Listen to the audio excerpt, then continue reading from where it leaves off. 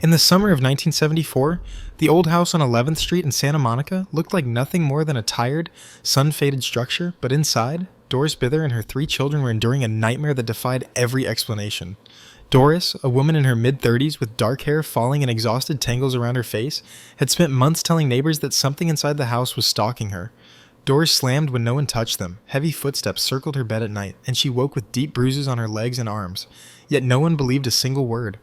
That changed one evening when her terrified scream tore through the house so violently that neighbors rushed outside, swearing the sound didn't come from a human throat. Desperate and trembling, Doris contacted the UCLA parapsychology lab. When Dr. Barry Taff and researcher Carrie Gaynor entered the home with their notebooks and cameras, the first thing they noticed was the air, unnaturally cold, thick, as if the house itself was holding its breath. They followed Doris into her cramped bedroom, paint peeling from the walls, a single lamp flickering, and as she spoke, the atmosphere shifted. A sudden drop in temperature, a pressure against their eardrums, and then, in the far corner, a small glowing orb of light shimmered into existence. The investigators stared as it expanded, stretching upward like something invisible was pulling it by the spine.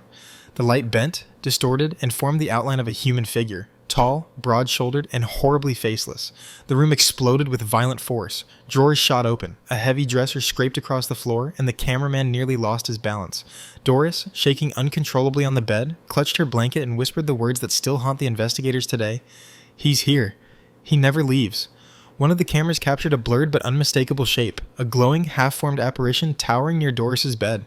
That photograph, still stored in the UCLA archives, has never been proven fake. For months afterward, the entity continued tormenting Doris, even following her when she moved homes, and decades later, after skeptics and believers argued over every detail, the case remains chillingly unanswered.